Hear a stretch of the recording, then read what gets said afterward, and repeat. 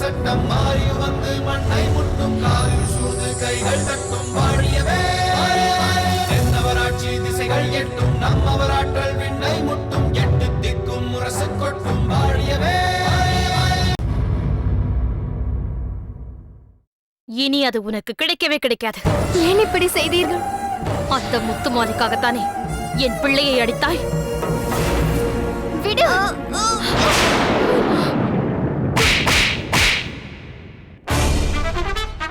அவன் வேளிர்குடியின் அரச கொளுத்து பிள்ளையடி.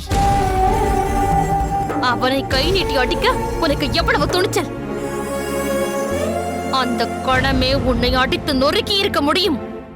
ஆனால் அதை விட எதற்காக நீ என் மகனை அடித்தாயோ அந்த பொருளையே அழித்து விட வேண்டும் என்று நான் காத்திருந்தேன். விழித்தெழும் பொழுது அது உன் கண்ணில் பட வேண்டும் என்பதற்காகவே அதை உன் தலையணை அடியில் மறைத்து வைத்திருந்தாயோ? எப்பொழுதும் அதை பார்த்து கொண்டே இருக்க வேண்டும் என்று நினைத்தாயோ? ஆனால் நீ அப்படி செய்ததால் தான் எனக்கு அதை அங்கிருந்து எடுப்பதற்கு மிகவும் எளிதாக இருந்தது. எங்கே வைத்திருக்கிறாய் என்று தேடும் அவசியமே இல்லாமல் என் கைக்கு கிடைத்துவிட்டது. நீங்கள் இப்படி செய்திருக்க கூடாது. எனது அந்தப்புறத்திற்கே வந்து நான் வைத்திருந்த முத்து மாலையை எனக்கு தெரியாமல் எடுத்தது சரியல்ல. ஓ, எது சரி எது சரியில்லை என்று எனக்கே உபதேசம் செய்யும் அளவிற்கு நீ பெரியவளாகிவிட்டாயோ? என்ன சொன்னாய்? இது உனது அந்தப்புறமா? உனக்கெல்லாம் தனியாக அந்தப்புறம் தேவைப்படுகிறதா? ஏன், இது எனக்கென அன்னையார் தந்த இடம் தானே. அன்னை?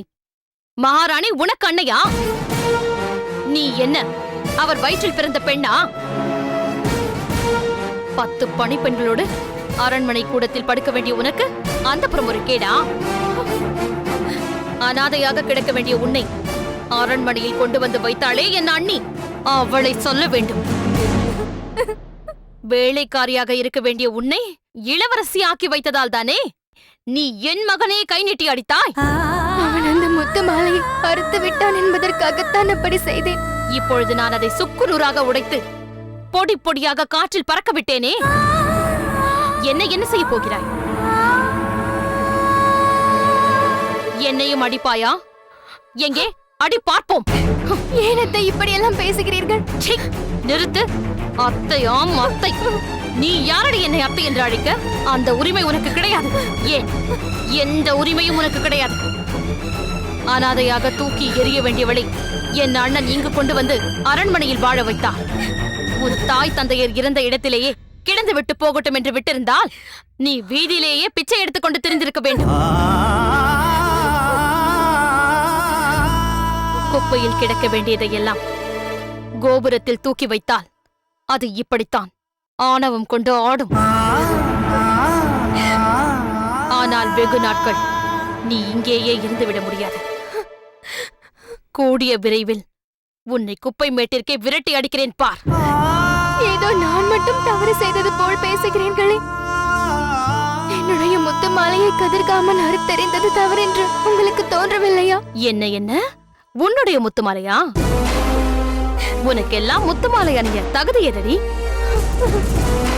உனக்கு யாரடி கொடுத்தது முத்துமாலை? இங்குள்ள அத்தனை பொருள் மீதும் என் மகனுக்கு உரிமை உண்டு.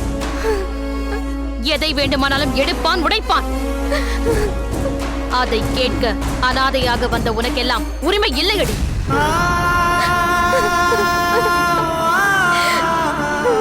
முத்து மாலையை அறுத்தான் என்றுதானே நீ அவனை அடித்தாய்?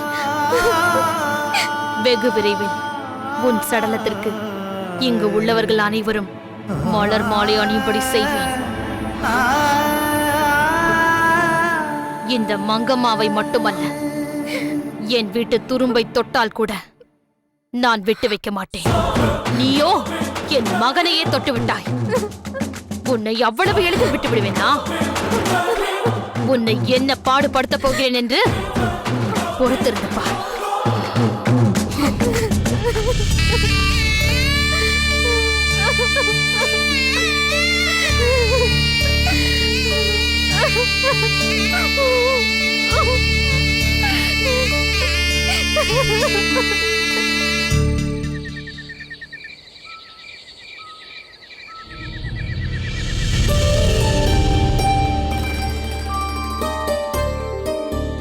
காரிக்கண்ணனாரே, மன்னவா, கலைகளில் சிறந்தது எது என்று உங்களால் கூற முடியுமா? தாங்கள் ஒரே வார்த்தையில் கேட்டுவிட்டீர்கள். இந்த கேள்விக்கு பல விடைகள் இருக்கின்றன. ஆடற்கலை சிறந்ததுதான் என்றாலும் பாடற்கலை இல்லாமல் அது பரிமளிக்காது. யாழ்கலை மிகவும் சிறந்ததுதான் என்றாலும் தன்னுமை முதலான தாளவாத்தியங்கள் சேராவிட்டால் அதில் சுவை இருக்காது. சிற்பக்கலை சிறந்த கலைதான் என்றாலும் சித்திரமாக அதை வரைந்து பார்க்காமல் செதுக்க முடியாது. மொத்தத்தில் இதுதான் சிறந்த கலை என்று சொல்லாமல் மழுப்புவதில் தங்களுக்கு நிகராக எவரும் கிடையாது.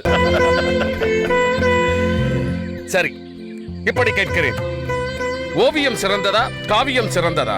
ஓவியம் என்பது திரைச்சீலையில் வரையப்படும் காவியம். காவியம் என்பது ஏட்டில் எழுதப்படும் ஓவியம். அடடா புலவரே, கழுவிய மீனில் நழுவிய மீன் என்பதற்கு தாங்கள் தான் பொருத்தமான உதாரணம். சரி, நமது பூம்புகாரில் எந்த கலை உன்னதமாக வளர்ந்து நிற்கிறது? இந்த கேள்விக்கு என்னால் தெளிவாக விளக்கம் சொல்ல முடியும். ஆடற்கலை பூம்புகாரில் மேலோங்கி இருக்கிறது. ஆடல், பாடல், இசையே, தமிழே, பன்னே, பாணி, தூக்கே, முடமே, தேசிகம் என்றிவை கசிந்து உணர்ந்த தன்னுமை முதல்வன் என்று அதற்கே இலக்கணம் கண்டிருக்கிறார்கள் நம் பூம்புகாரில் வாழும் கலைஞர்கள். ஆடல் நடக்கும் போது அதற்கு பாடப்படும் பாடல் எப்படி இருக்க வேண்டும், தூக்கு வாசிக்கப்படும் போது யாழ், குழல், மத்தளம், மிருதங்கம் முதலானவை எப்படி இருக்க வேண்டும் என்று தெளிவாக வகுத்திருக்கிறார்கள். ஆடல் மகளிரின் நடன பாவங்களை பற்றி தாங்கள் என்ன நினைக்கிறீர்கள்? மன்னவா, நம் பூம்புகார் மகளிர் தேசி கூத்து, மார்க்க கூத்து என்று பல வகை நடனங்கள் புரிகிறார்கள். கொடுகொட்டி, பாண்டரங்கம், அல்லையன் தொகுதி, மல்லின் ஆடல், துடி, குடி, பேடியாடல், மரக்கால் ஆடல், கடையம் என ஒவ்வொரு நடனத்திற்கும் வெவ்வேறு பெயர்கள் விளங்குகின்றன.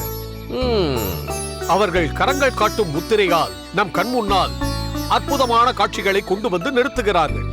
அப்படி காண்பிக்கப்படும் முத்திரைகள் அடுத்த கணமே மாறிவிடுகின்றன அல்லவா? அவற்றை எப்பொழுதும் காண நாம் என்ன செய்ய வேண்டும்? தாங்கள் தற்போது என்ன சொல்ல வருகிறீர்கள் என்பது எனக்கு புரிகிறது மன்னவா. அந்த அரிய நடன பாவங்களை தாங்கள் விரும்பிய போதெல்லாம் பார்க்க வேண்டுமானால் அவற்றை சித்திரமாகவோ அல்லது சிற்பமாகவோ வடிக்க வேண்டும். திரைச்சிலையில் வடிக்கப்படும் சித்திரம் நாளடைவில் நொந்து கிழிந்துதான் போய்விடும். ஆனால் கல்லில் செதுக்கப்படும் சிற்பம் என்றும் நிலைத்து நிற்கும் அல்லவா? உண்மைதான் மன்னவா. எத்தனையோ கலை வடிவங்கள் மாறிவிட்டாலும் சிற்பக்கலையின் சிறப்பு என்றும் பேசப்பட்டிருக்கும். காரணம், காலத்தை கடந்து அவை நிலைத்திருப்பதால் தான்.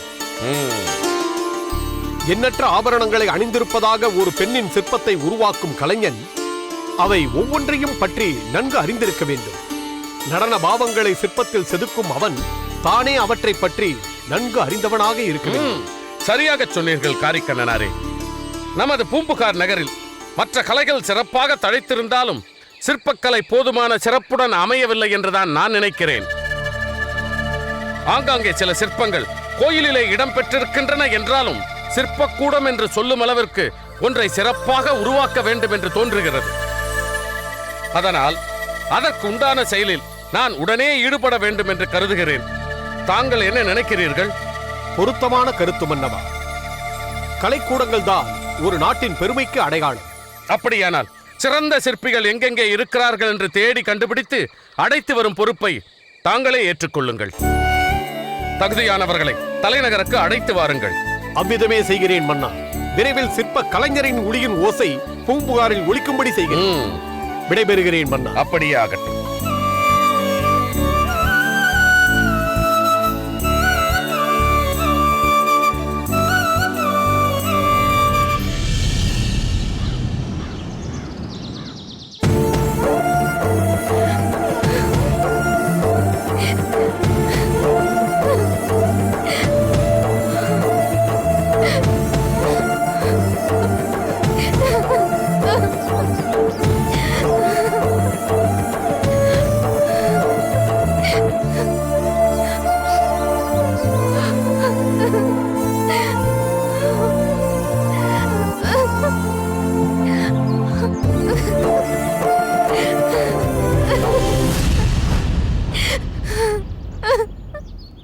மலர்கொடி, நீ வருத்தமாக இருக்கிறாய் என்பதை உன் வார்த்தைகள் சொல்ல வேண்டியதே இல்லை.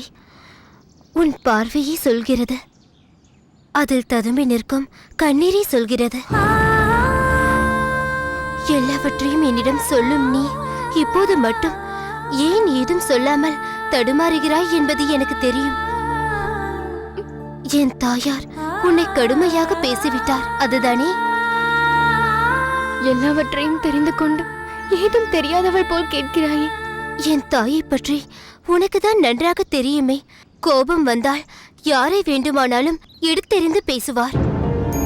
அதிலும் கதிர்காமனை நீ கை நீட்டி அடித்து விட்டாய் என்பதை அவரால் எப்படி பொறுத்து கொள்ள முடியும்?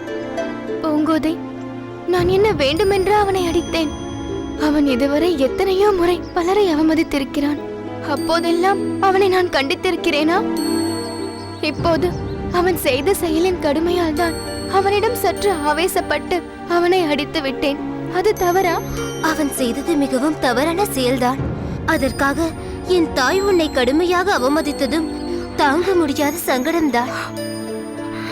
என்ன செய்வது? அவரது குணத்தை நினைத்து நீதான் அனுசரித்து போக வேண்டும். அவர் இதுவரை எத்தனையோ முறை என்னை அவமதித்திருக்கிறார். அப்பொழுதெல்லாம் இந்த அளவிற்கு நான் வருந்தியதில்லை. ஆனால் இன்றவர் பேசிய வார்த்தைகள் குத்தீட்டியா என் நெஞ்சை குத்தி கிழிக்கிறது. என்னவெல்லாம் பேசிவிட்டார்.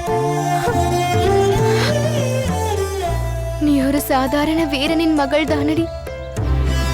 எங்களுக்கெல்லாம் பணிவிடை செய்ய வேண்டிய பணிப்பெண் தானடி. ஏதோ என் அண்ணனின் உயிரை காப்பாற்றும் முயற்சியில் உன் தந்தை இறந்து விட்டார் என்பதற்காக நீ அனாதையாக கிடந்து சாகக்கூடாது என்று பாவப்பட்டு என் அண்ணன் உன்னை கொண்டு வந்து வளர்த்து வந்தால் நீ என் மகனையே கை நீட்டி அடிக்கிறாயா? நீ இந்த அரண்மனையில் இருக்க தகுதியற்றவள். இனிமேலாவது அதை புரிந்து கொண்டு எங்களுக்கு பணிவிடை செய்து பிழைத்துக்கொள் என்றெல்லாம் பேசிவிட்டார். இப்படி அவரிடம் பேச்சு வாங்குவதற்கு பதில் அன்று என் தாய் தந்தையார் இறந்த போதே நானும் இறந்திருக்க கூடாதா என்று தோன்றுகிறது. என்ன பேசுகிறாய் நீ? மாமன்னரும் மகாராணியாரும் உன் மீது எவ்வளவு பாசம் வைத்திருக்கிறார் என்பது உனக்கு தெரியாதா? உன் அண்ணனான இளவரசர் உன் மீது எத்தகைய அன்பு வைத்திருக்கிறார் என்பது உனக்கு புரியாதா? மன்னரும் மகாராணியாரும் உன்னை தங்கள் அன்பு மகளாகத்தானே கருதுகிறார்கள் என்பது உனக்கு புரியவில்லையா? அதன் காரணமாக அரண்மனையில் உள்ள அனைவரும் உன்னை இளவரசியாக கருதிதான் மரியாதை செய்கிறார்கள் என்பதை நீ உணரவில்லையா? நீ சொல்வது அனைத்தும் உண்மைதான் பூங்கோதை. அதற்காக நான் அவர்களுக்கு மிகவும் கடமைப்பட்டிருக்கிறேன். ஆனால் அவ்வளவு சிறப்பையும் உன் அன்னையாரின் சொற்களோட தெரிந்து விட்டன. தாயால் ஏற்பட்ட காயத்திற்கு மகளான நீயே மருந்து போல் வந்திருக்கிறாய் என்பதுதான் ஆறுதலாக இருக்கிறது. நான் உன் தோழி. உன்னுடைய நலமே என் நலம். அது மட்டுமல்ல, என் தாயார் உனக்கு கெடுதல் செய்வதாக நினைத்து உனக்கு நன்மையைத்தான் செய்திருக்கிறார். என்ன பூங்கோதை, நீயும் என்ன கேலி செய்கிறாயா? அவர் எப்படி எனக்கு நன்மை செய்வார்? நீ பாண்டிய படைத்தலைவரிடம் உன்னை பற்றி என்ன சொல்லியிருக்கிறாய்? பணிப்பெண் என்றுதானே சொல்லியிருக்கிறாய்? ஆமாம். ஒரு இளவரசியாக இருந்து கொண்டு பணிப்பெண் என்று பொய் சொல்லிவிட்டோமே. நான் இளவரசி என்று தெரிந்தால் அவர் என்னை பற்றி என்ன நினைப்பாரோ என்று நீ உன் மனதிற்குள்ளேயே வருந்திக் கொண்டிருந்தாய் அல்லவா? இப்போது அதற்கு ஒரு விடுவு காலம் பிறந்து விட்டது. மணிமாறரும் நீ பணிப்பெண்தான் என்பதை உணர்ந்து மனமாற மணந்து கொள்வார் அல்லவா? அப்படி என்றால் என் தாயார் உன்னிடம் உண்மையை சொல்லி நன்மையைத்தானே செய்திருக்கிறார். இதற்கு ஏன் நீ வருத்தப்பட வேண்டும்? என்ன பூங்கோதை பேசுகிறாய்? அவர் அந்த முத்துமாலையை அழைத்து விட்டேன் என்று சொல்லி அல்லவா என்னை இவ்வளவு வேதனைப்படுத்தி விட்டார். அந்த முத்துமாலைக்காகவா இந்த அளவுக்கு வேதனைப்படுகிறாய்? என்ன பூங்கோதை இப்படி கேட்கிறாய்? அது அவர் கரத்தால் என் கழுத்தில் அணிவித்த மாலையாயிற்று. அது என்னிடமிருந்து பிரித்தது அவரையே பிரித்தது போல் அல்லவா இருக்கிறது. அப்படியே நினைக்கிறாய்? இருவர் மனமும் இணைந்த பிறகும் ஒரு முத்து மாலையா உங்கள் பிரிவிற்கு காரணமாகிவிடும். என் அன்பின் அடையாளமாக நான் போட்ட முத்து மாலை எங்கே என்று கேட்டால் நான் என்ன சொல்வேன்? பணிப்பெண் முத்து மாலையை அணிந்திருந்தால் பார்ப்பவர்கள் சந்தேகப்பட மாட்டார்களா? இது யார் கொடுத்தது, எப்படி கிடைத்தது என்றெல்லாம் கேள்வி கேட்க மாட்டார்களா? அதனால் அதை பாதுகாப்பாக எடுத்து மறைத்து வைத்திருக்கிறேன் என்று சொல். என்ன பார்க்கிறாய்? பணிப்பெண் என்று சொல்லிக் கொண்ட நீ அதற்கேற்ப நடந்து கொள்வதற்கு இது ஒரு அற்புதமான காரணம் அல்லவா?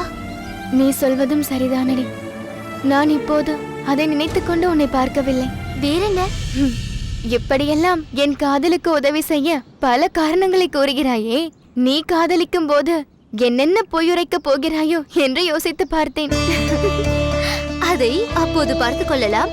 இப்போது போகலாம், வா.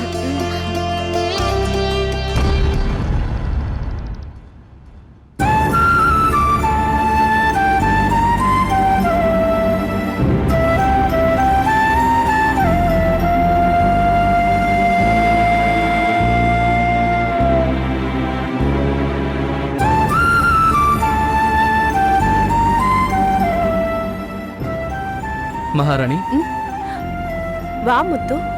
தங்கள் உடல்நிலை தற்போது எப்படி இருக்கிறது? உன் வைத்தியத்தால் சற்று முன்னேறி இருக்கிறது. இருப்பினும் நான் முழுமையாக குணமாவேனா என்பது சந்தேகத்துக்கு உரிய ஒரு விஷயமாகவே இருக்கிறது. மகாராணி, மூலிகை மருத்துவத்தால் தீர்க்க முடியாத நோய் என்று எதுவுமே இல்லை. தங்கள் நோய் நீண்ட காலமாக கவனிக்கப்படாமல் இருந்ததால் தான் அது முற்றி போயிற்று. அதனால் அதற்கேற்ப மருத்துவம் உடம்பில் ஊறி பலன் தருவதற்கு சற்று தாமதமாகிறது. நீ சொல்வதும் சரிதான். நோயுற்றவர்களை சித்த வைத்தியர்கள் மூலிகை காற்று வீசும் கானகத்திற்கு சென்று சில நாட்கள் தங்கியிருங்கள் என்பார்கள். ஆனால் தங்களுக்கோ இயல்பாகவே அத்தகைய சூழ்நிலை அமைந்துவிட்டது. மூலிகை காட்டிற்கு நடுவில் இந்த மரமாளிகையை உருவாக்கியிருக்கிறீர்கள். இது உங்கள் நோய் விரைவாக குணமாக ஒரு வாய்ப்பாக அமைந்திருக்கிறது. மறைந்து வாழும் வாழ்க்கையிலும் ஒரு பயன் இருக்கிறது என்கிறாய். அதில் என்ன சந்தேகம் மகாராணி? காரணங்கள் இல்லாமல் காரியங்கள் இல்லை. ஒரு தீமைக்கு பின்னால் ஒரு நன்மை இருக்கத்தான் செய்கிறது. மூலிகை நிறைந்த இந்த காட்டில் நீங்கள் வாழும் சூழலும் நான் தரும் இந்த மூலிகை சாரும் சேர்ந்து நிச்சயம் உங்களை முன்போல் நடமாட வைக்கப் போகிறதா இல்லையா என்று பாருங்கள். இதை அருந்துங்கள். என்ன இது? அரிய வகை மூலிகை மருந்து. நேற்று இரவுதான் காட்டில் எனக்கு கிடைத்தது. உங்கள் நோயை குணப்படுத்தக்கூடிய வலிமை உடையது. அருந்துங்கள்.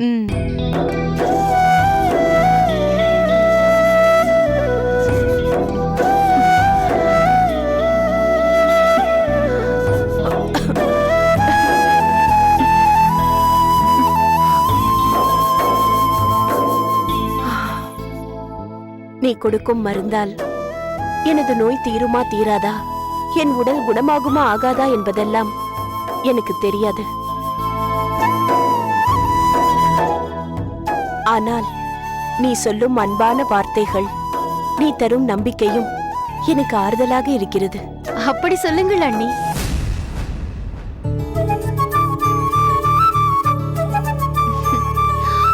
மூலிகை வைத்தியத்தின் பெருமையை இவர் சொல்ல சொல்ல எனக்கும் முழு நம்பிக்கை வந்துவிட்டது. பூரண குணமடைந்த என் அண்ணியோடு இந்த கானகமெங்கும் சுற்றி வந்து விளையாடி மகிழும் நாளுக்காக நான் காத்திருக்கிறேன். அது மட்டுமல்ல, வேறென்ன? தாங்கள் நலமடைந்த உற்சாகத்தில் அண்ணன் தன் முயற்சியில் வேகமாக செயல்பட்டு வெற்றி அடைவார். அதன் பின் நம்ம அரண்மனை எங்கும் நாம் வலம் வரப் போகிறோம்.